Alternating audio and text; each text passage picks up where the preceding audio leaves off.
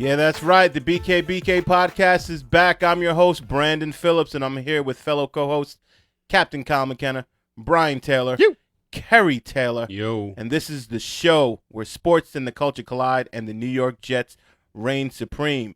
All right, guys, girls, kids, the NFL is here, and we're about like a week away from the first games to be played in the 2019 season. I'm excited. Yeah, I'm fired up too. I really am. And this is the point where everyone thinks their team has a shot to do like really big things, right? Am I right? Sure. Everybody's 0-0. Everybody's undefeated. Yeah. Right. Yep. Everybody's undefeated. That's I like right. that. But I'm going to say the only team in the entire NFL that cannot express that, it's got to be the Miami Dolphins because they look like they stink. My goodness. And they they certainly look like they're trying to tank or something like that with like the Knicks trying to save salary cap space or something like that because I don't understand those trades. That Laramie Tunsil trade was kind of mind-boggling. They didn't get a lot back though. I wish we had them. They got 2 first-rounders and a second-rounder. I mean, it's a lot. It's a lot of capital. Sure, a lot of draft capital. So we'll see where they end up. But there's a lot of quarterbacks that should be available next year. But you know what? If you were the head coach of that team, a first-year head coach, you would hate this because now it's going to be on you, and it's going to be like, well, why aren't we winning? Why aren't we doing this and that? And your audience, the fans, aren't going to understand this for the whole 16-game duration of the season, maybe 1 or 2 games, but they're fans. Sure. We're emotional. We're an emotional lot. Sure. So it's like we're not going to be able to understand that, and who knows? He may be out after this his one season as head coach. If they go 0-16, he's done, and it's not even his fault. I disagree. I think that with like Flores and Patricia, those New England Patriot guys, I think that they probably go into those interviews or the second interview if they're brought in, after the first one, and say, look, we're going to have to retool the whole roster, and you're going to have to be patient with it because you kind of see it in Detroit. He didn't really have a good year. It's a different situation, though, because at least in Detroit, he still has a franchise quarterback. This guy has Flores has absolutely nothing. Not like I really care, you know what I mean? Because they're in our division. Forget the Miami Dolphins. Uncle Charles, see you later. Chadwick, Corey, see you later. those are my cousins, and they love the Dolphins, but boop, see you later, all right? Yeah. We better beat them twice if that's the case. Yes, sure. we better. Absolutely. Yeah. Anyway, so, hey. Enough about them. Yeah, enough about them. See you later, all right? As a matter of fact, Uncle Charles, Corey, Chadwick, I'm not talking to you guys till next month. That's how much see you later, I'm talking about over here. All right, guys. So, hey, enough of all this dialogue back and forth about the Dolphins. Let's talk about the Jets. Sure. And basically the 53-man roster. Like, how does it work? We had to, as far as the Jets had and the entire NFL, had to dial everything down from 90 to 53. It's a lot of cuts. It's a lot of cuts, and there's a lot of hard cuts, too. Mm-hmm. So a lot of paper cuts. You know what I mean? A lot of paper cuts, man. I had asked on the group text for the 53-man roster last night. First of all, it's yesterday. It's so early right now on the West Coast. You got me up so early to do the show that I don't think the 53-man roster has come out here yet. It's still well, Kyle, we're still waiting for the future. Kyle, we didn't cut you, and then you ended up on the West Coast. You forced the trade, bro. You forced it. He Ezekiel Ellioted the whole thing. I was like, dag, all right, But Jadeveon Clowney? But who refuses to go to Miami? Looking back at the article that Brian sent me with the 53-man on it, I think it points out some good stats that people might not realize. When you are in the first 4 years of the NFL, you have to go through a waiver process. So just like with fantasy leagues and stuff like that, for the people that are uninitiated out there, your waiver claim is going to go to the draft order from that year. So the Jets have a very good waiver claim spot number for 3 other people's cuts. Yep. So all of the 4 years and under players are in that waiver process. And if you're over 4 years, you can sign as an unrestricted free agent without any waiver process at all. So that's Kyle, kind of the landscape we have right now. If I can interrupt you and ask you a question. So when you say the waiver, and this is just for the audience, when you say the waiver wire, the waiver wire, that means that if they get claimed off of the waiver wire, there's no renegotiating their already set contracts since they're in the first 3 or 4 years, correct? I believe their slated contract. If you're picking them up on waivers, you're picking up their whole package. Gotcha. So whatever it is that they signed, you're claiming that. Now I think it would be, you have to be a little bit more technical with it to see how that affects the salary cap. Whether, like somebody like we'll talk about later, somebody had a higher contract because they were a 3rd round pick. Right. I don't know if any of that cap hit goes on the original team or not. That's a little bit too in the weeds for me. But that's a big thing to consider here, because if people go through waivers in that first 4-year term, and they don't get claimed, we can sign them to the practice squad if they're 3 years or under, I believe. Does anybody know the data on that? Is it 2 years or 3 years? I think it is 3 or under. On the 4th, that's when you become an unrestricted free agent. Okay. Okay. Yeah. So you have to clear waivers before you can be added on to the practice squad. And here's a little tidbit that I got, little numbers. If they sign you to the practice squad and then you stay for the whole 17-week season of the NFL, you only make $136,000. Or if you go week to week, it's $8,000 a week. Now, if you think of $8,000 a week for like an entire year, a calendar year, that's great. But if it's just for the football season and you're an NFL athlete, it's not that much, Yeah, but you only work 3 days a week, though. Right. Yeah, it's all relative really? terms. I mean, you work for Chick-fil-A. You could Uber. Feel like you okay, man. You up? Yeah, you could be a fireman. You could be a fireman on the other. And you're making $8,000 a week. And then you Uber. True, and then you Uber, right, and then you Uber on the side, right? Or Lyft on the side. Exactly. Uber everywhere. Or Lyft, or Little project. Task rabbit. Yeah, man, you got to love $150,000 a year. Wow, these guys, man. In 17 So weeks. listen, so with some of these cuts, who took an Uber out of here? Yeah, you know what I mean. Let's talk about that. Right. Let's talk about that, man. How about polite? Can we talk about that? He took a cab out of here. He took a cab. Wow. Yellow cab. Wow. Might have been a $1 cab. Wow. Or the dollar van. The dollar van. Now you at the dollar store. That's tough, man. He was our 3rd round pick, man. 3rd round pick. That's a lot of draft capital. McCagnon drafted this guy. Douglas don't care. He's like, listen, I didn't draft him or whatever. I don't know. I'm kind of back and forth with this. I mean, he's a 3rd round pick. Yeah. Rookie. You don't really know what he's going to be at this point in time. Out of a really good program, and he produced in Florida. Yeah. There were some question marks in the drafting process or what have you at the combine and interviews and all that kind of stuff. But I don't know. I mean, could you find a space on the roster for the dude? Well, my thing is always this: who would you have replaced him with in terms of a cut at his position? At his position, I mean, we were talking about it earlier. I don't think there's anybody else that is, that you cut instead of him at this point in time. But then again, some of those folks are known commodities, so you know what you have versus the upside. Right now, we're talking about upside versus anything else versus what the tape is showing in the NFL so far. But he hasn't flashed. You haven't even heard his name in any of the training camp or any of that kind of stuff. The best game I saw that he had 2 solo tackles. And that's it. Right. He didn't have any sacks. It's not enough, especially for an edge rusher. You're not an inside linebacker. You're an edge rusher.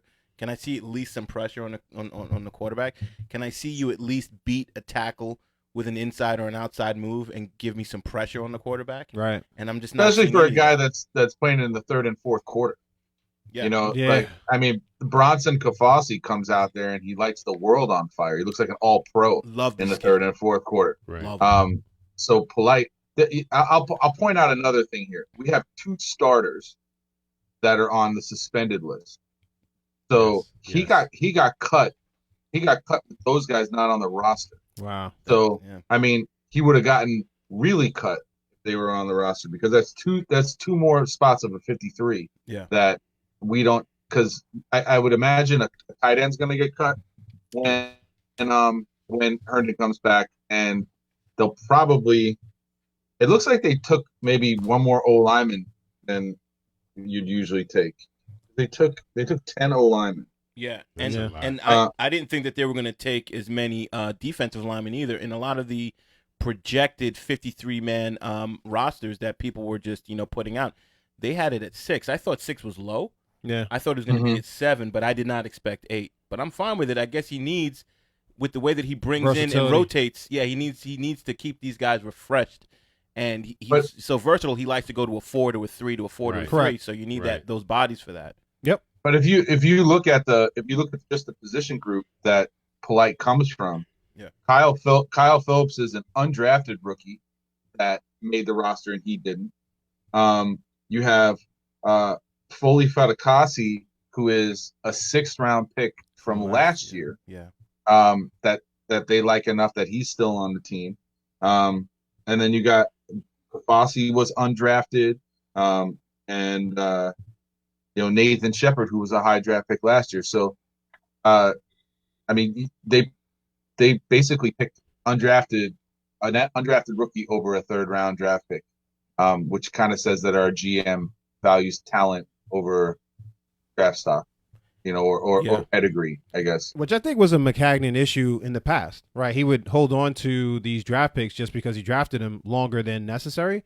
And Absolutely. yeah, and then maybe Yeah. not cut somebody that outperformed them just because he drafted them. That's true. And that's a pride thing. That's a pride thing. That doesn't do anything for my team. That's a GM's pride in like I'm gonna say, it's like when you recruit a college football player and you give one guy a scholarship and you don't give the other guy a scholarship, and then the other guy outplays him, they still stay with the scholarship guy. Brandon knows what I'm talking about because he experienced that stuff too. Yeah. It's like McCagnon's pride affected our roster, and I don't think that Joe Douglas's pride, it doesn't seem like it's going to affect it. He's going to get the best guys out there. At least That's good. that's what I'm feeling. I'll tell you what, though. Sometimes it's pride, but it's also basically trying to secure your job as well, because your job basically as a GM, you're not a player. It's about decision making, and people evaluate your decision making. They value your football intellect. They value your football wisdom, and so you go through all of this work and scouting and this and that and evaluating to try and add purpose to the pick that you have made, and then Sure, now you don't want to throw that away because that devalues you as a decision maker and the person that's taking that cerebral approach to this football team and evaluating players. So But I do see, but like you have to know where the cutoff point is. You know what I'm saying? well, Because- listen. I go mean, ahead. if you have an undrafted free agent like Robbie Anderson, right? Perfect example. that speaks well to it. Yeah, no. that definitely does. Yeah. Nobody remembers who you drafted that same year that didn't end up making the roster when you got Robbie Anderson out there Yeah. catching passes, and now you got Greg Dortch in there, as well. Yeah. Undrafted rookie, free agent as well. I mean, those are the things. Don't be prideful about that. I mean, it doesn't really matter at the end of the day. If you have a talented person on the roster, keep them. No, Well, let I don't. I was just playing devil's advocate, but I agree with you. Yeah, but the issue is that he didn't draft any of these people, so he doesn't He have. did any, draft Dortch, and he did draft Robbie Anderson. Oh, you Not did? Douglas. Oh, not Douglas. Not That's Douglas. correct. Yes, Yeah, yes. yeah. My bad. I thought so, you meant McCagney. So we don't really have any prior experience with how he's going to treat his draft picks. Sure. You know what I mean? But, Sure. But we have lambasted McCagnon on the fact that he has done nothing with later round picks. Correct. Nothing remarkable. So he did a pretty decent job with regard to undrafted free agents and First round signings with the exception of Tremaine Johnson, but he's done pretty well with regard to that. So in terms of we have identified a couple of players that McCagnon has signed as undrafted free agents. So what? To the extent if you're making the way you're making your money as a general manager is your later round picks and whether they stick or not. for the most part. Sure. I think we have a storyline here in the roster moves for the wide receivers and the running backs, and I think Absolutely. It's a storyline we've been talking about for a while. So if you look at the cuts, you kept 4 running backs and 5 receivers. That's low. 5 receivers. Yeah, so 2 of the running backs that you kept are going to play receiver. Right. So that speaks to what schemes that they're going to be running. Sure. A lot of. Very Sure. true. Very true. So Ty Montgomery and Le'Veon Bell are both going to play slot for us. And they're going to be on the field a lot at the same time, I believe, especially until Herndon gets back, because you'll go more 21 personnel, or that 2 running backs, 1 in the slot, than you will the multiple tight ends. The other thing is Sharon Peake got cut, who has been a special teams guy for years. Now, I think he's in year 3 or year 4. 3. So he might be able to come back on the practice squad. I don't know about that. But you keep Josh Bellamy, who impressed in the preseason. Also a special team guy. Also a special team guy. And then Greg Dortch really, I thought that they could have probably cut Cannon. Right. Because, so you really have 4 slots, even though you only kept 5 receivers. And I think they kept Cannon because of and I talked to Brian about this, because of his ability to play special teams, or his willingness to play special teams. Sure. Over Elijah. Sure. He only really returns kickoffs now. Yep. Because Dortch is your punt return guy, and Cannon was never good at punt returns. But that's still more than what McGuire was showing that he could do. Plus, he just overall had a poor preseason at running back. Sure. So, my friend Glenn, who's like my only Jet fan friend in Seattle, shout out to Glenn because he watches the podcast now. He pointed out to me that Eli McGuire was like 10 carries for 11 yards or something like that in the last preseason game. So it's like, that's not getting it done. You're not making the team with not at all. 2 yards a carry average. Yeah. And Kerry and I were talking about that. I'm like, what have we seen from McGuire since he's been here that says, man, we really got to keep this guy? I think about Danny Woodhead as a perfect example of the difference, right? I mean, to me, when we cut him, I said that was a mistake, right? That was a mistake. We all said it. Rex said it at the time. It was like, man, can we find a spot for this guy? And you know who else said it? The person that cut him, and he said that was his most regrettable cut as GM of the Jets, Mike Tannenbaum. Right, Tannenbaum. Mike Tannenbaum. He said that was his most regrettable cut. Right, and you see how well Danny Woodhead played in San Diego. He played for New England too. Absolutely, a little bit, and the Ravens, and we loved Danny Woodhead. Yeah. So that's a player you can get behind, but the production was there. I mean, you saw it on the field, and he was there probably playing with 3rd and 4th stringers. He was an undrafted rookie, right? I mean, with all of those other things. So, I mean, the production's got to be there at the end of the day. Yeah. It shows up. Danny Woodhead was like Blasson Austin, where he came into the league with a knee injury. That's so he was like the he was a leading rusher in the nation, in right? Yeah, D2. Yeah. So he comes in. The Jets actually see that talent. They actually, they hit on that. They had him while he was IR, and then when the time came and they had to, on a day like today, a 53-man cut, that is very regrettable, because they did really. Tannenbaum did pick that. Right. He was the first guy to see it, and then the guy to really do the sweat investment of it. Like sign a guy that's hurt. I hope Bless Austin turns out like that too, because he's a big corner that has tremendous upside, as Mike Mayock, formerly of the NFL Network. Yeah, man. Tremendous upside. Since we're talking about cuts, let's move on to our next segment. I would like for each of us to identify the hard cut. I mean, we've already somewhat established, and we can expound on it, the Ja'Kai Polite cut. But there's some other players on the team that I was like, ooh, I don't know if we should have cut this person, or maybe we should have kept, 4 of them instead of just 3 or what have you.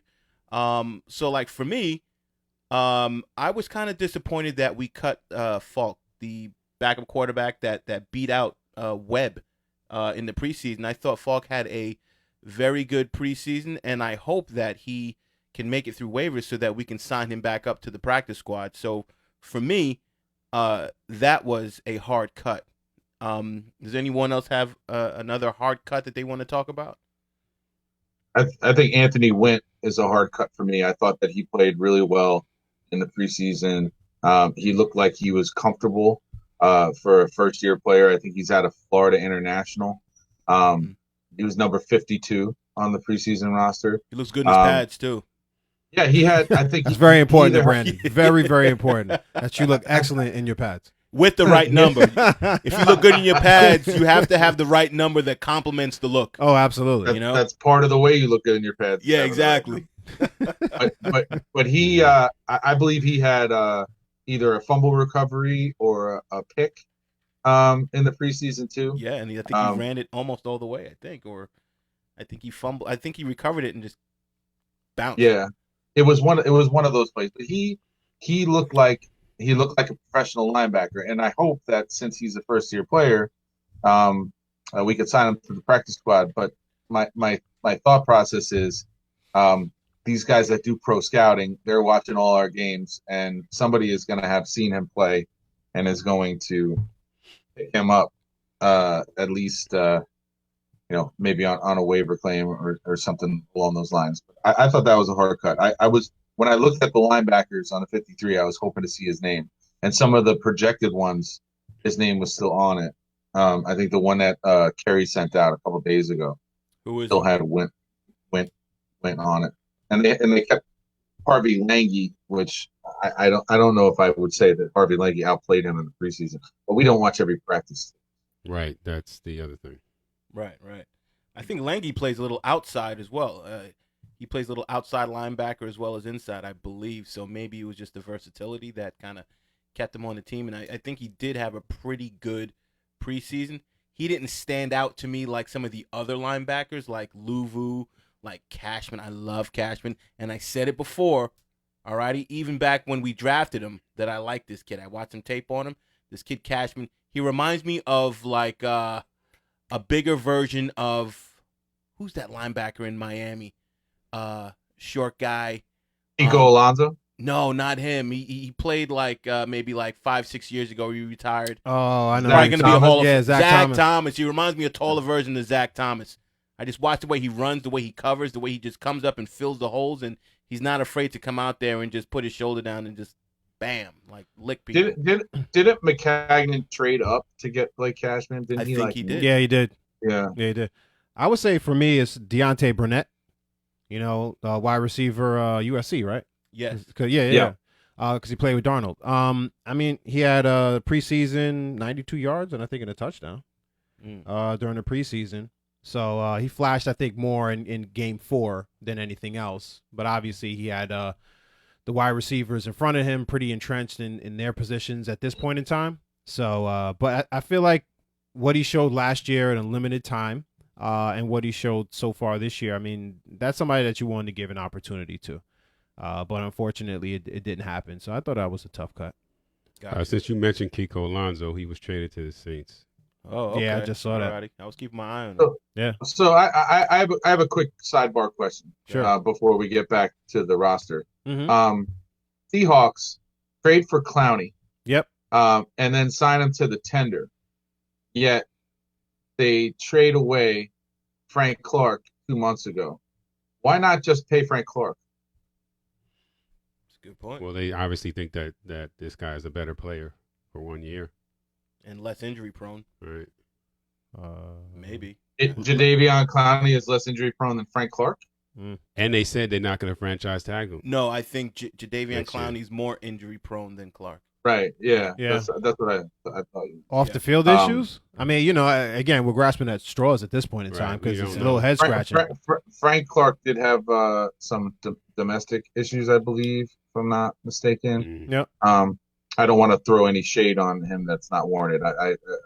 I don't remember exactly what it was. I knew there was some sort of news item, but it just seemed to me like it was a lot of moving around of pieces to get a pass rusher that you kind of already had on your team, Right. and you developed yourself. Right. I mean, if you're going to pay Jadeveon Clowney $16 million, you could have paid Frank Clark 15, I think.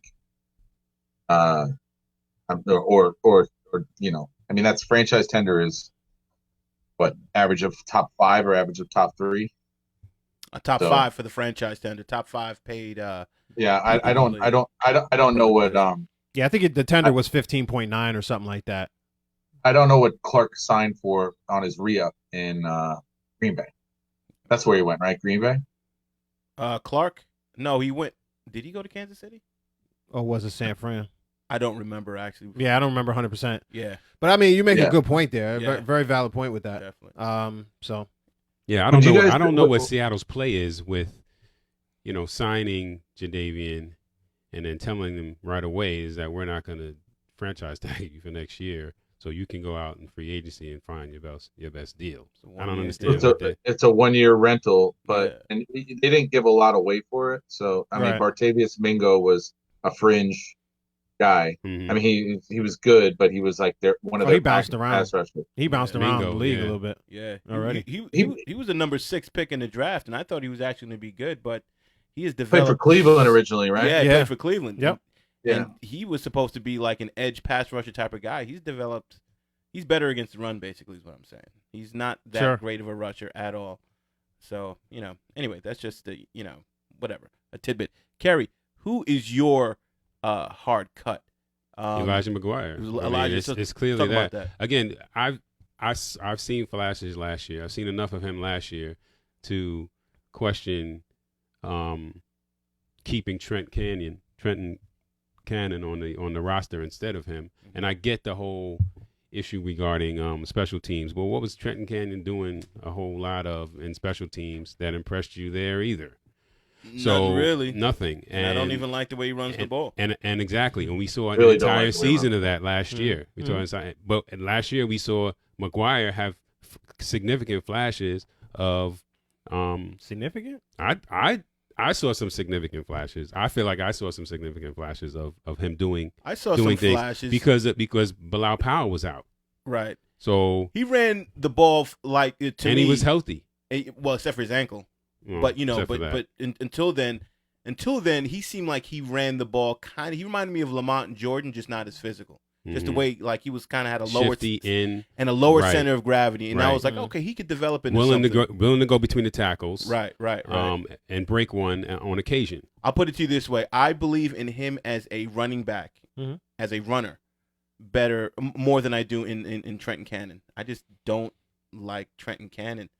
Sure. I think I like Cannon more as a weapon overall, if used properly, than McGuire. But what did we see in the preseason where they did that with him?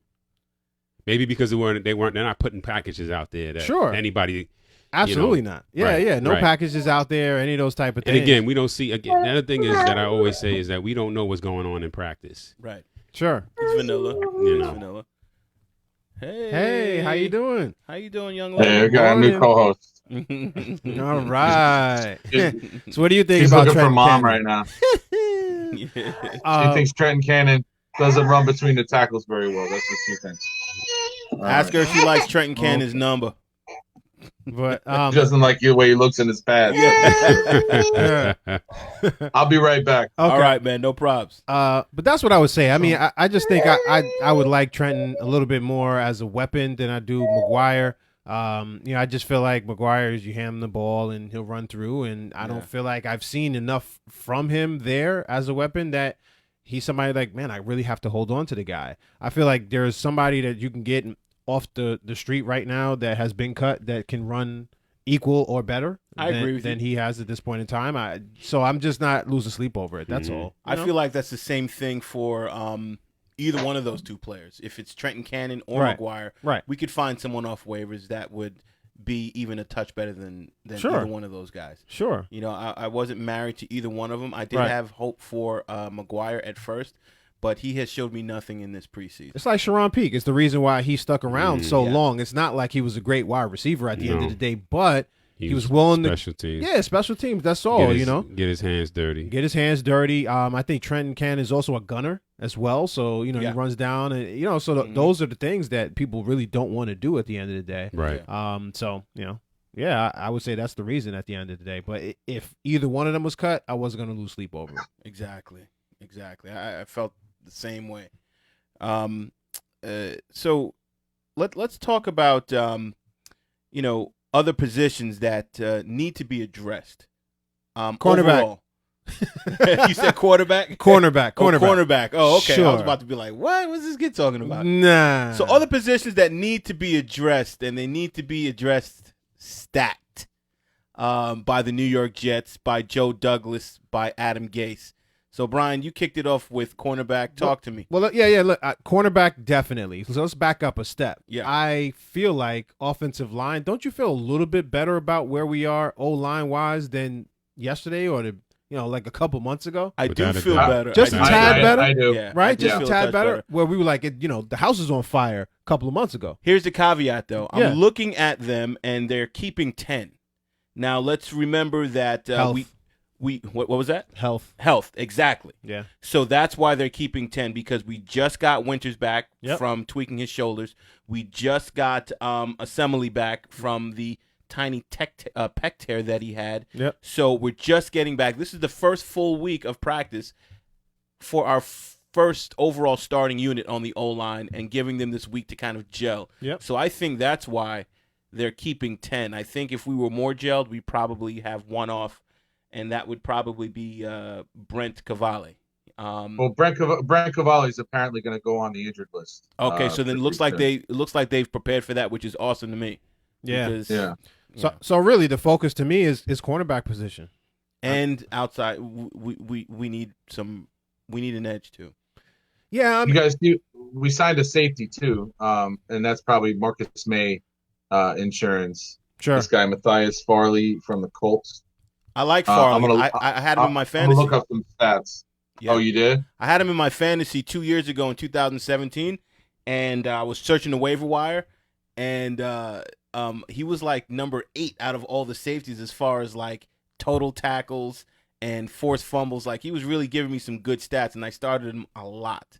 So just from a fantasy perspective, and this is why I love fantasy, because you get to know players that you wouldn't normally really even research and get to know, and then find out some of their attributes. So I think that that's cool. So when we signed him, I was like, yo, I had this guy. And I was like, he's pretty decent. So I'm kind of happy that we have him. But I wish that we would focus more on the cornerbacks. It seems like we're signing safeties and not necessarily like tried and true cornerbacks.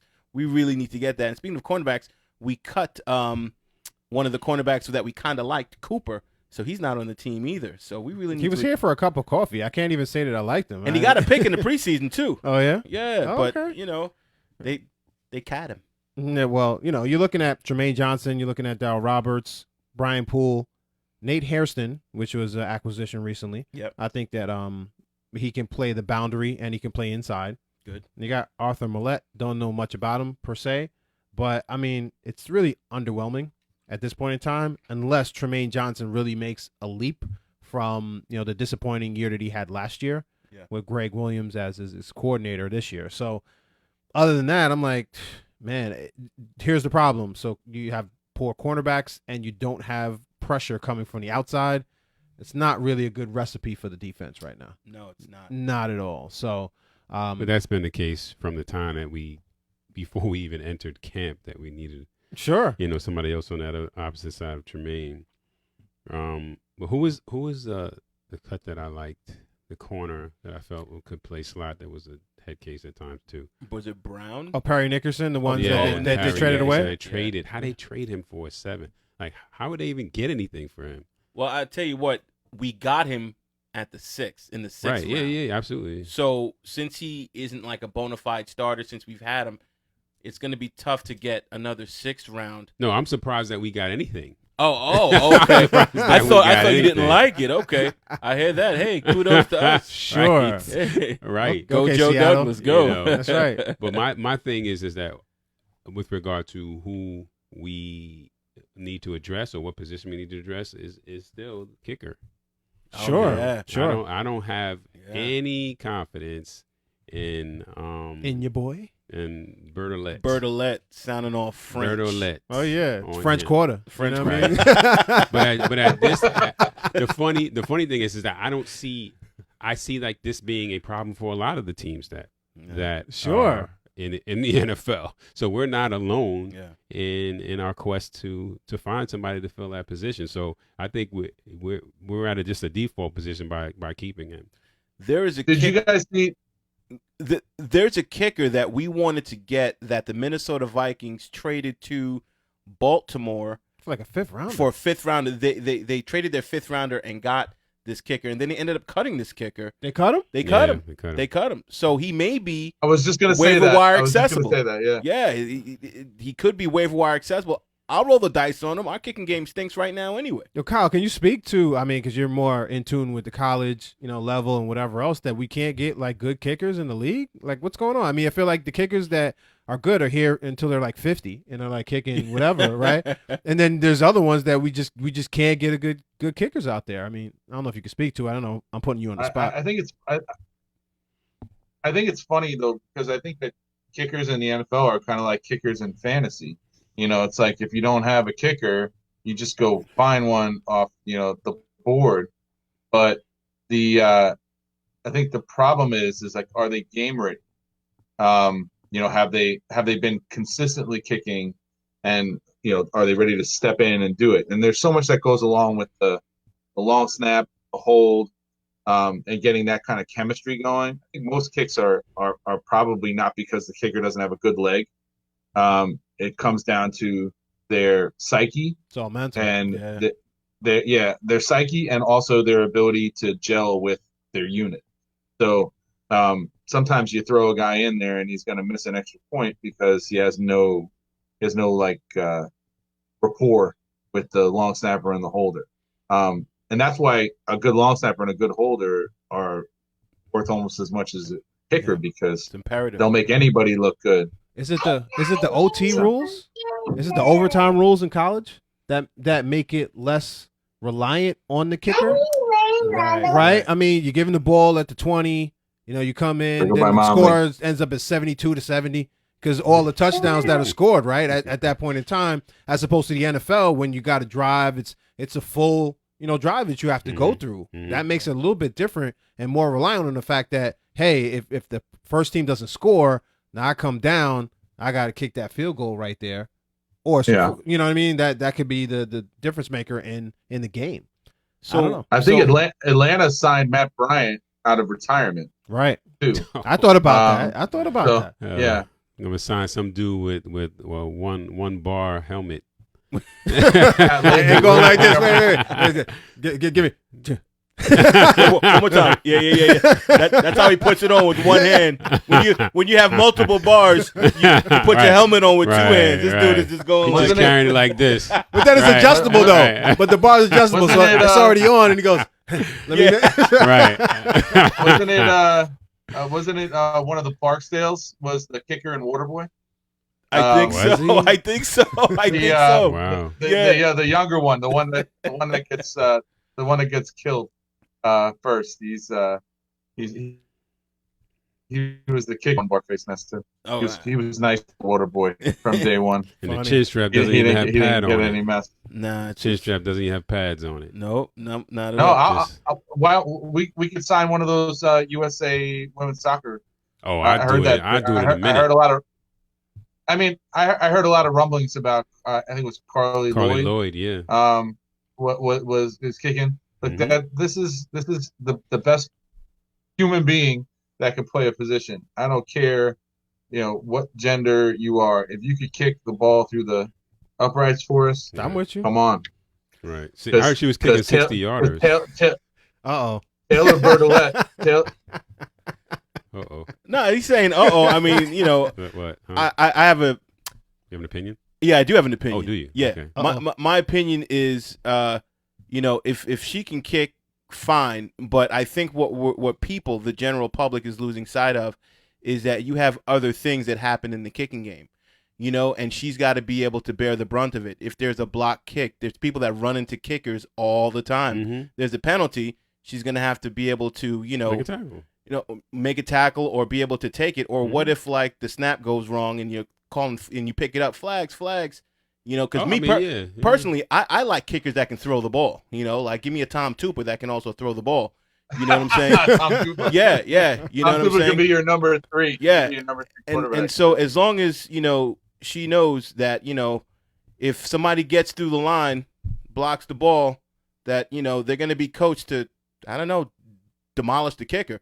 So you gotta make tackles too. That's all. You know what I mean? You You know what I'm gotta saying? you You gotta gotta make make tackles. Kick off and all that kind of stuff. You're gonna have to get in there. I would just say this. I just don't want it to turn into a circus. You know what I mean? That's the only thing. It As long will as it's not that. It And will turn into a And circus it will. because she would be a pioneer. And Oh, yeah. pioneers always have to, as they're kicking the door down in whatever endeavor that they're, involved in, there's always some sort of a circus. But and listen. so it's going to happen. But if she can be strong and push through that, then yeah, I'll support it. But also just know what you're getting into as well. You winning games for us. I don't care what you look like. Nope. Like, you know what I mean? I really Yeah. don't. Or what your gender is. Absolutely. I mean, and that could be the difference between us making the playoffs or not making the playoffs. Yeah. I mean, because it's a game of inches out there. So I mean, let's do it. If you got the talent, let's make it do it. Yeah. Do what it do, baby. Yeah, the only thing I would be a hot take. It would be like the all the way that sports TV and sports radio are right now. They're just looking for something to talk about. Sure. Very true. So I mean, let's us be the show where we keep it real about who's good, who's not good, and let others have hot takes. We're not Yeah, man. a hot take. Yeah, man. Totally. We're a real football show. Authentic. Let him know. Let him know, McKenna. Let him know, Coach. I'll tell you what we really should have done, guys, is just to avert all of this other nonsense, is picked up like a Nugent guy in the second round, like what we did before. Just kidding. Nah. No. Who drafted Nugent? In the second round. Was That was what us. GM was that? No, would you? Oh, Steinberg or something like that? Let's see. I think it was oh my gosh. I just talked about him and I just went blank. It wasn't Tannenbaum, was it? I think it was Tannenbaum, wasn't it? I don't think it was before Tannenbaum. No, I Nugent got drafted the same year as Mangle. It was So- Tannenbaum. It was whoever drafted Mangle. Really? I think so. I think it was Tannenbaum. Yeah. Yeah. By the way, Matthias Farley Yeah. started 15 games in 2017. He must have been dinged up last year. He's only 26 years old, out of Notre Dame, and in 2017, just like your fantasy said, 95 tackles Yep.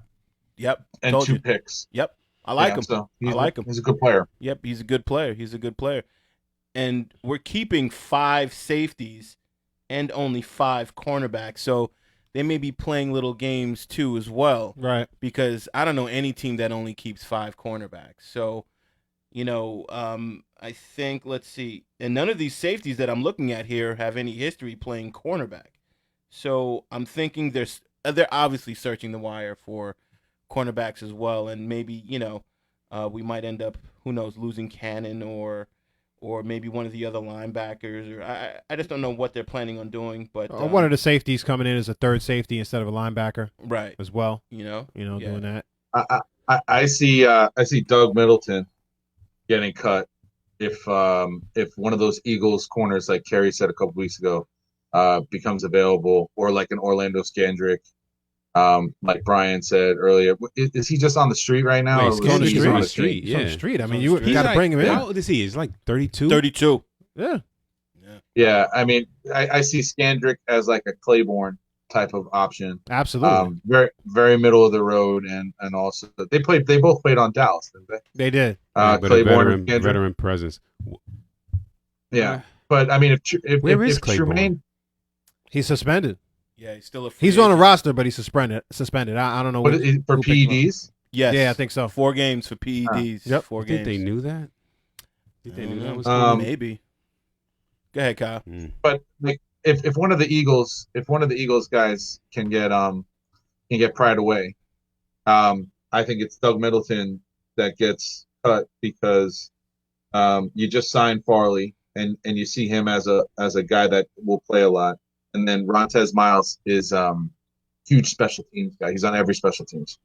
I know Doug Middleton probably is too, but not to. Like, Rontez Miles is like up back. He calls protections on punt. He's valuable. Not going anywhere. I don't think. I think he's Rontez Miles Jr. on his jersey now too. Yeah, he does. Yeah. And don't forget, Junior. it's not like we make cuts by positions or anything, so we could maybe get rid of Brent Cavalli, put him on injured reserve, because I believe he was hurt, right? Isn't that what we spoke about? I think he might have been hurt or whatever, but he kind of recovered. I'm just not sure, but I'm not a Brent Cavalli fan anyway. So, Right. let's just say we bring in a good cornerback. Maybe we can get rid of him since we have 10 dudes on the O-line right now and Sure. just whittle it down to 9. And, so You also, we'll see. is there also 2 punters on the roster?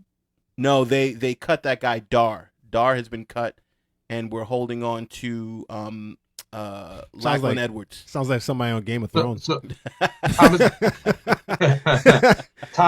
Thomas Hennessy is the long snapper. That sounds like a cool, refreshing drink. Sounds like my Saturday. Yeah. Wow. So listen. So Wow. so we had Cody Parkey. He's coming in for a workout. Kicker. So we'll see where that ends up. That sounds like a kid from the suburbs. Cody Parkey. Parker. Sorry. Peter Parker. We're from the suburbs, too, so it's all good. Right, exactly. Hey, Is- Brandon is Phillips. Sebastian- Right. Is Sebastian Janikowski on the street? He is on the street. He's retired, though. He needs to be on the street. Really? He got leg? cut from the Seahawks. They said The goodbye. leg. But yeah, Cody Parkey, he had those issues. That's the reason why what the Bears didn't win that playoff game. Yeah. Well, the Seahawks cut Jason Myers to keep Sebastian Janikowski, and then cut Sebastian Janikowski to sign Jason Myers. Mm. Okay.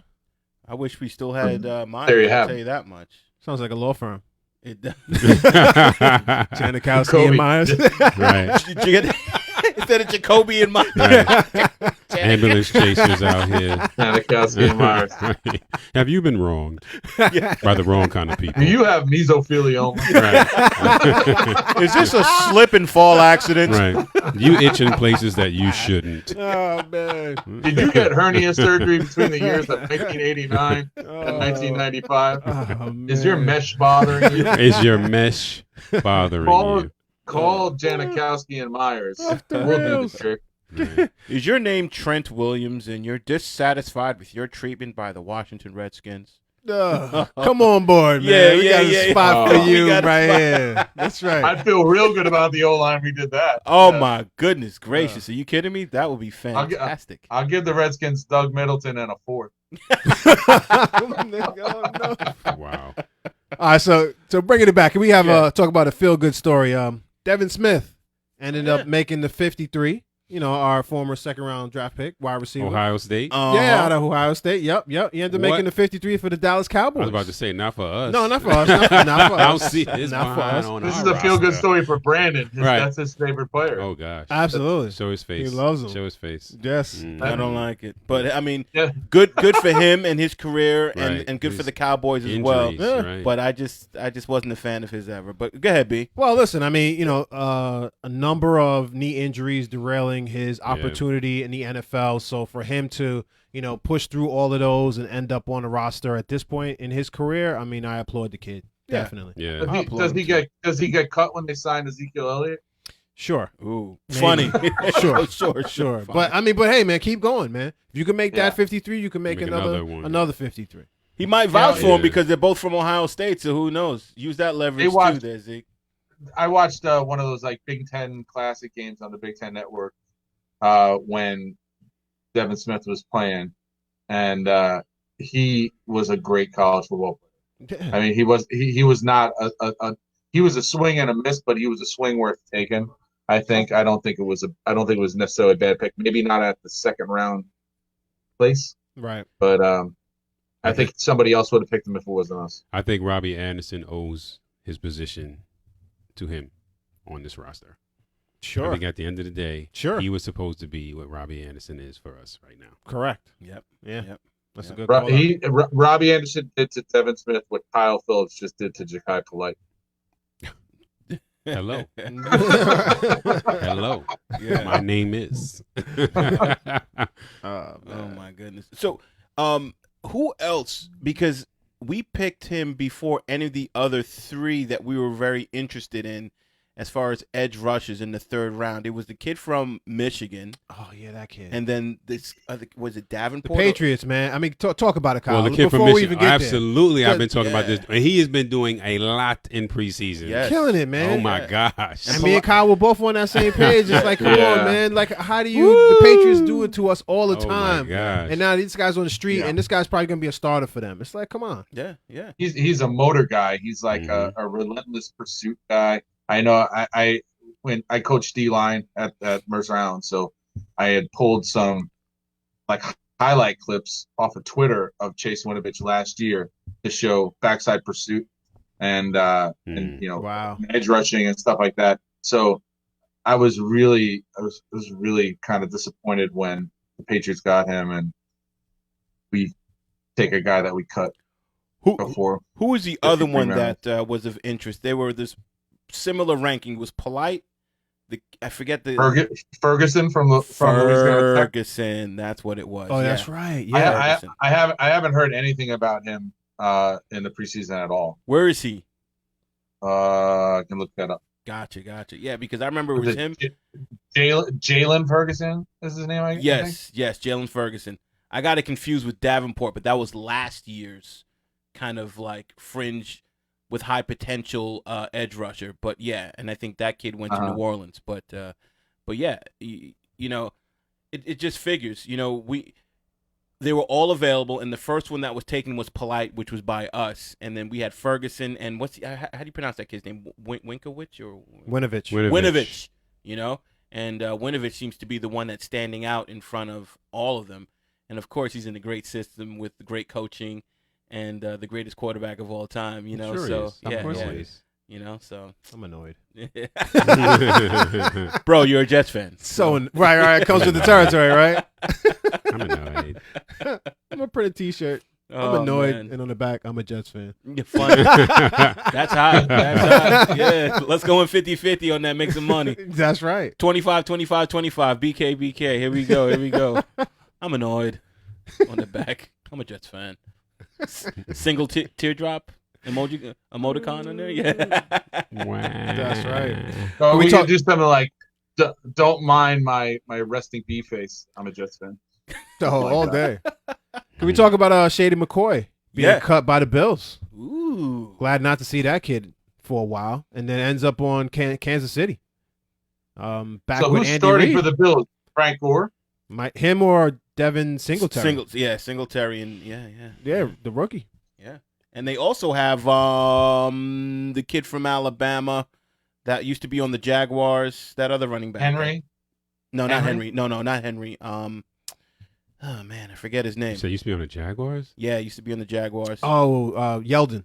TJ Yeldon. Oh. TJ Yeldon. I think they've got him as well. That's a nice three. I can see why they cut. Why they cut Shady at this point in time. It was all about money Bloated because contract. he was going to be $9 million on the cap. Yep. Plus he's That's a 31 lot years of old. money. It's a lot of money for a 31-year-old running back. He's going to the Chiefs, right? Yeah. Yeah, it's right. Ouch. Oh, my gosh.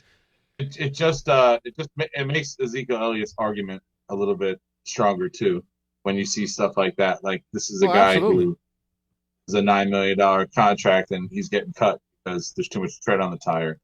You got to make that money as a running back when you can. You got to. I'm 100% for Zeke, man. Get your money, bro. That's But right. So who again? So what would you do if you were Dallas? You've offered him, the number 2 contract for running backs in the NFL. What more? Where more can you go? So you're talking about now offering him The number 1. Offer him the number 1 with $1 more, making it be number 1. Just Sure. Kind of quench his little palate over there. Mm. You're gonna go Price is Right The style. palette. Yeah, exactly. You still got a lot more to sign. I mean, it's tough because you look at Gurley, and then a year after he signs that contract, now the knee is suspect. That's what I'm So saying. I mean, Dallas has an argument on their end, and Ezekiel Elliott has an argument on his end. and he hasn't been the best citizen.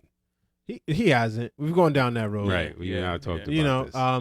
it is what it is. I guess. But he is also, unlike most of the running backs in this league, he is the foundation of this team and how this team was able to grow. With a great offensive line. That's true. That's true. Very true. Unlike, though, Melvin Gordon. You know, the team doesn't revolve around him. It revolves around Phillip Rivers. This Dallas Cowboys team does not revolve around Dak Prescott. Go back to his face for a second. While you're talking, just look at his face. Yeah, no, he's looking at me like I'm annoyed. Yeah. Your face is annoying me right now. My face is beautiful. Check this out. Oh, put them lips away, please. Thank you. Appreciate there it. you go. Oh, no. And I'm wearing great cologne, Tom Ford. Oh, we can smell that through the cameras. Yes, that's right. That's because I'm wearing the parfum rather than the eau de toilette. Right. I stay away from the eau de toilette. Y'all don't know nothing toilet about water. that. No toilet water. What were you saying, man. Obi? What By were you the saying? Look at this guy drinking. You can hear every gulp. That's because you disgust me right now. Gulp. By the way, Jalen Ferguson is on the Ravens, and early reports are that he is starting to emerge as a factor and had a good preseason. Wow. So, Okie dokie. Ravens 1, Patriots 1, Jets 0. Yeah. Yeah. We're on the Josh Allen watch too. By the way, I'll be watching every game this guy plays. Well, I had you don't want to. I had a conversation with again with my friend Glenn, my Jet fan friend, and we were talking about. I was telling him about my love for Ed Oliver, and how I think he's better than. Oh, thank you. Got a cherry tomato from. Nice. You can see that the studio over here on the West Coast has a revolving door. yeah. At 7 o'clock in the morning. It's all good. But yeah, my love for Ed Oliver I was talking about, and how it's starting to look like, as much as I like Quinnen Williams, and I really really like Quinnen Williams, kind of agree with Brian's original assessment now that maybe the best player to have picked in that spot is Josh Allen, but only time's going to tell on that.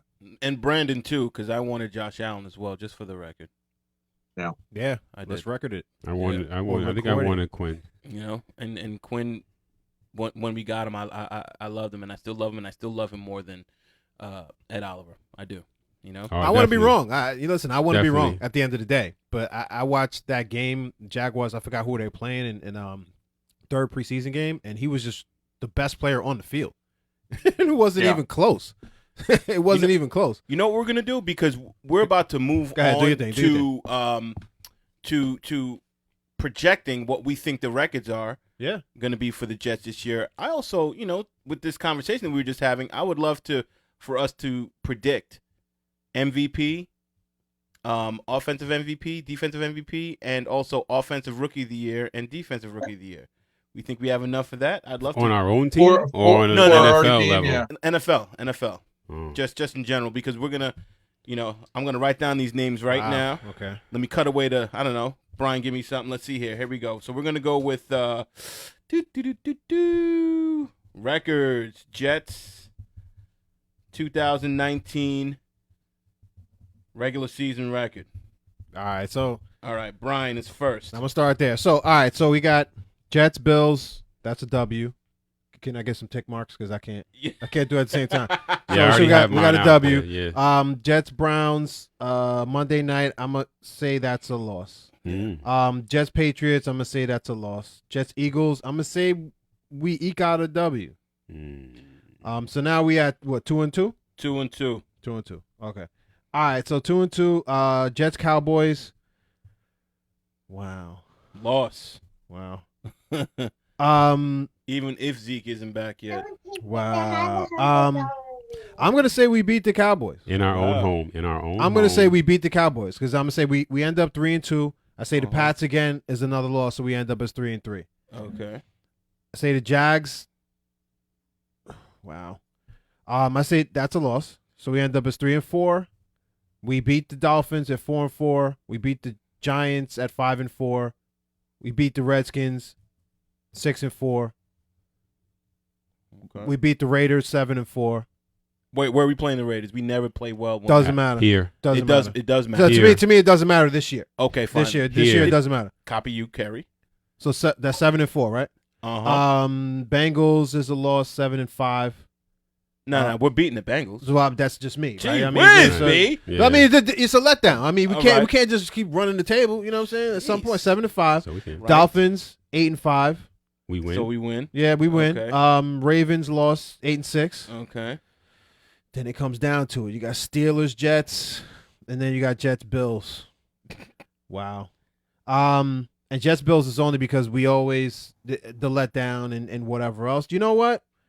I'm going with 9-7. I think we split those games. All right. So I'll say that. You saying we win the Steelers game? I say we beat the Bills twice and then we lose to the Steelers, so 9-7. Okay. 1, 2, 3, 4, 5, 6, 7, 8. Yeah. All right.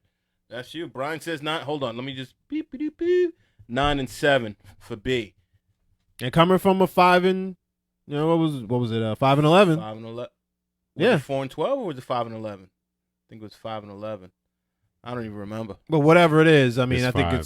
it's I mean, we had 4 that win that I was like, oh, it's gonna mess Right. us up. 4-game improvement. Just we're down to the last couple of weeks where we maybe don't make the playoffs at 9-7, but we're in the running for the playoffs potentially. Yeah, the problem that I have with not making the playoffs with your second-year quarterback is that you're only gonna have another 2 years of him under that contract. Well, you got 2 years. You got to make the playoffs the second year with him. Well, listen, I think if we could turn around both of those games, I just think it's wow. 9-7 is not getting you to the playoffs. It's in this not. AFC. It's not. But I mean, would I be happy with 9-7 and I would be. how the record is going, where you are in the playoff hunt into week 16 and 17 of the season? I'd be satisfied. Not I'd happy. be satisfied with that. Not happy. Yeah. I'd be satisfied with it. Arrow pointing up, and now you retool. You have Joe Douglas going in a full draft and off season to be able to come in and retool this roster to go back at it and go for like an 11-5 or 10-6 the next year. I'd be happy with it. Yeah. But that's my prediction, 9-7. Now without going through it game by game, I was doing it in my head. Sure. I did disagree with you on some of the stuff, but then I agreed. I had my own take on a few things, and it balanced out to around 9-7 as well for me. So I predict the Jets will be 9-7. I think that we'll split against Buffalo. I do think that we'll beat Miami both times. I don't think that we're going to beat the Cowboys And the Eagles back to back. Yeah. So I definitely think we'll beat the Giants. I think we'll beat the Redskins. But these games are going to be harder fought, and something may slip through the cracks. But I think 9-7, I will be not happy, but honestly, I will be thoroughly satisfied. Especially if Darnold. Let's just say we go 9-7, and Darnold is an alternate Pro Bowler. He didn't get voted in. Someone can't play, and then he's the next one in. I'm taking that. Absolutely. Yeah, I'm taking that. And I'm looking at that season as a success, and I'm looking at my franchise elevating because it all basically, it revolves around the quarterback for the most part. I'm taking a 9-7 season, and if they say, all right, Darnold is going to be the alternate Pro Bowler, he's still going to be a Pro Bowler, and he gets in, I'll be like, oh, yeah, baby. I take an 8-8 with. I don't want that 8. No, but listen, with Darnold as a Pro Bowler, right? Because I have faith in Joe Douglas in what he's been able to do so far, that he's going to put a roster around him next year and the year after for us to compete. Because, again, that's the number one position in football is the quarterback. So if we're able to do that, I think we'll be better off because of it. But I don't love it, but I'm just saying I'd be satisfied with it. I'm gonna let Kyle bring it home. But you got, Kerry. I have us at 10-6. Ooh. And I'm being I'm taking liberties with that plus or minus that Kyle suggested. So, and Margin for error, a little right, margin for error. right. Doesn't matter. And I think the difference is I have us beating Buffalo and Miami twice. I have us losing to Philly and winning the Dallas game. I think that's the difference in terms of. And you must have us losing to the Patriots twice. I have us losing to the Patriots once. Well, Oh, wow. that's a big difference because I had us losing both games. Yeah. Do you have us beating Cleveland? No. Okay. I do not. So you have a 5-1 division record. Yes, I do. Wow. 5-1, a 5-1 division record should win the division. If With New England? at 10-6.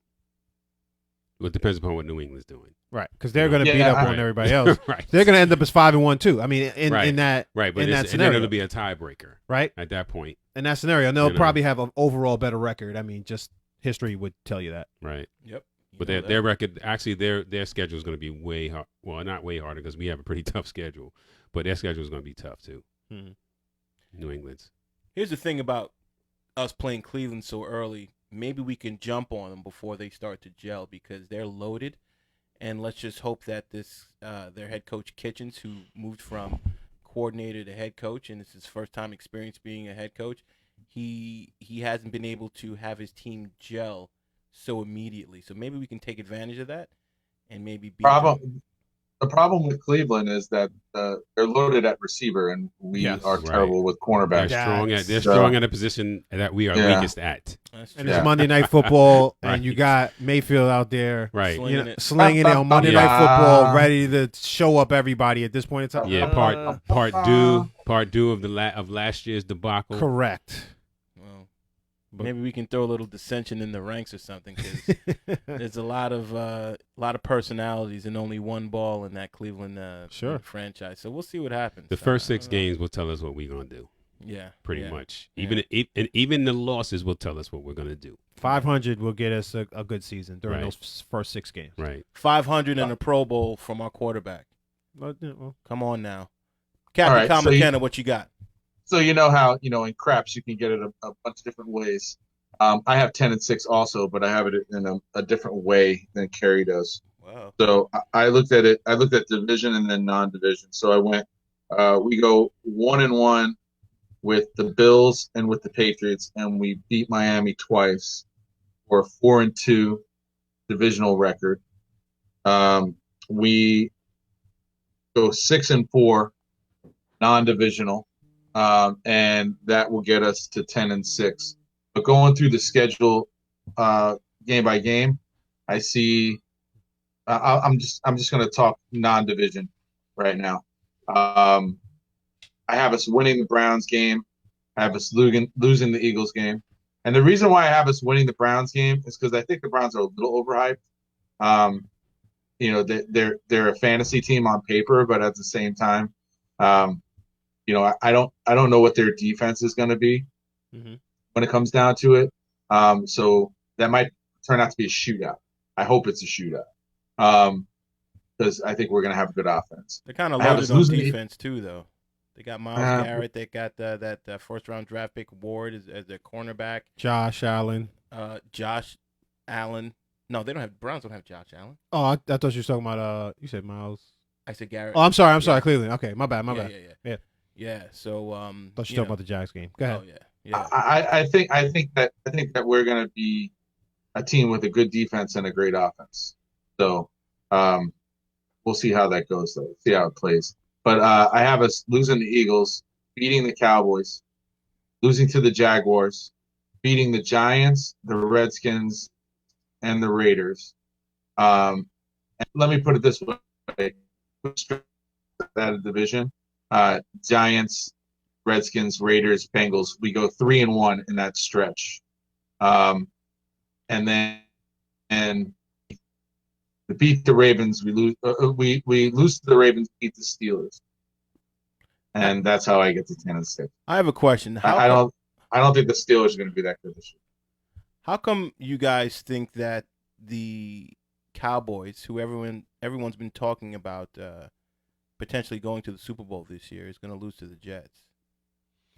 I don't see it. Well, I think their offense plays into what our strength is. Our strength is in the middle, right, with the defensive line. So I think we corral the run, and I think that we have enough on the outside in order to keep them honest. I don't like their defense, and I like our offense. You don't like their defense? No. Dallas Cowboys defense? No. Their linebackers are stellar. Yeah. Yeah. Their DBs are pretty good. and they can develop a pass rush. I like their linebackers. I don't like anything else outside of that on their defense. Their pass rush is good. Their pass Oh well, rush I is mean, very good. okay. So they have a decent pass rush or whatever. I just Better than ours. Yeah. I don't drink the Dak Prescott Kool-Aid. No. I think he's overrated. Yep. That's totally fine. But now, are we talking about with Zeke or without Zeke? I'm saying even still with Zeke. He's basically production-wise, he's the best running back in the past 4 years, behind one of the best, I'd say, top 3 offensive lines between them and the Saints, and I forget the other one. Those 3 lines are the best in the NFL. And man, just like what Kerry was staring me down, trying to stress, check out his face, even though he's not looking at me, but that's how he stares. There's extremely high value in having, an upper echelon O-line and then having an upper echelon running back, and Sure. then that would in turn just totally keep the ball out of our hands.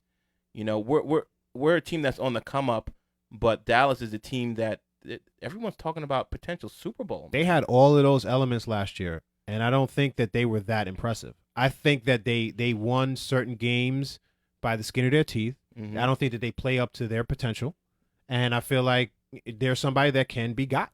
I don't look at them as like a Right. dominant. I don't look at them like it's the Patriots. Just because everybody is on the bandwagon Yeah. as far as that's what they should be this Right. year, I still don't see. I think psychologically that team can be got. And that's my approach to the Cleveland Browns. I think psychologically they can, quote unquote, be got. Mhm. And I think that we have a Yeah. chance to beat them. I'd say over the Dallas Cowboys. The Dallas Cowboys have been a good football team longer than the Cleveland Browns have. I think that they're going to have the chip and the issues because it's still new. I think the exact opposite of what you're talking about. It's still going to be new. So, Odell's not going to have any issues, right? Because it was just the second game. So you have nothing to complain about yet. Right. Yet. Yeah. Now, if you're talking about game 14, Mhm. they lose a couple of games in a row, then I think adversity starts to set in. But it's too early for adversity in game 2, in my opinion. But it's not too early for a rookie head coach who's never been a head coach, Mhm. who's still trying to manage schemes and the players Mhm. to maybe, not win the second game of the season, as he's trying to have them gel and fall under his umbrella as a coach as well. So I'm looking at it from that perspective as well. I think Mayfield goes as the team goes as Mayfield goes, and I have confidence in that kid. Have since we wanted to draft him. Yeah, I think yeah. he's going to be that X factor that kind of diminishes the impact that Kitchens will have as being a rookie head coach. We'll see, Toy Boy. Hey, with the Dallas game too, we're at full power in the Dallas game. Herndon's back off suspension. Sure. He's gonna be a matchup problem for them. You talk about all those good linebackers. Not a one of them can cover Herndon, especially if you match him up so that it's not a DB. He's gonna overpower DBs and he's gonna run past linebackers. And it won't be his first game back. He'll start to hit a little bit of stride, probably because it's October 13th. So you're looking at 6 weeks into the season. I think that that's going to be a huge factor in the Dallas. And I think Le'Veon at that point in time will be at full strength too, because now he's got games under his belt. He understands the offense inside and out, and he's going to be able to match what they're getting from Zeke. Yeah. And what will all these teams look like injury wise when we get to 6 weeks into the season? Nobody knows. So it's Who like, knows? yeah, we're making predictions based on current 53s and who we know the starters are, because most of us are drafting for fantasy, either just did or are about to. I got a draft on Tuesday night. Yeah, me too, right, B? We got a draft on Yeah, Tuesday night. That's right. That's right. Yeah. Quick on that question. Real quick, we're gonna wrap things up soon. Go ahead, Kyle. Are you guys going running back in the first round or? I'm not telling or you. elsewhere? I'm not telling you. I got my competitor Oh. right here next to me. That's No right. way. Bet not tell me, Yeah, baby. you know I that. might be drafting right in front of you. Yeah. I'm the type that'll draft right behind you. You'd be like, oh, I should have picked him. Yeah, it really depends, Kyle. It depends on where I'm mean. drafting. I mean, if I'm going number 1, I mean, it's probably going to be a running back. If I'm going to be drafting 14, I mean, who knows? At that point in time, it depends on who's available. You already Well, I gave think- up too much info. I'm not even looking at I'm it. not worried about you, bro. Oh, Yeah, you boy. definitely You worried about about the me. competition. which is Please. me. Yeah, right. Where'd you finish I'll last tell you- year? I'll tell We won't talk about it. I'll tell you this though, if I am picking late, I might just go and make my own dreams come true and get Pat Mahomes on my team because that's the closest I'm ever gonna get. Yeah. You should get a poster of that dude, Kyle. You should get a poster, I should. A fat head, a fat head, right? draw like a heart on it or something, you know? Yeah, I'm gonna get you a Devin Smith poster in his Dallas uniform. Gee whiz. Hey, listen, Devin Smith, I don't hate you. You know what I'm saying? I just didn't Ain't no agree hate. with the Ain't pick, no hate you know? there. Love and respect you. Do your thing, man. You know what I'm saying? I just, you know. All right. Walk it back. Yeah, let's walk that one back. All right, guys. Thanks for watching another episode of the BKBK podcast. We want to be able to keep bringing you the latest news and viewpoints of where sports and the culture collide and the New York Jets reign supreme. So keep watching. You can find us on Facebook on your BKBK podcast fan page. You can find us on Twitter on @BKBK podcast, Instagram @BKBK podcast, as well as on YouTube. So on YouTube, just type in BKBK podcast, hit the like and the subscribe button to show the love. And if you can't watch us, you can listen to us in your car or whatever on iTunes. So go to bkbkpodcast.podomatic.com. That's it. Let's go Jets. Let's go Baldwin Bruins. And let's go Team BKBK. Go Aaron.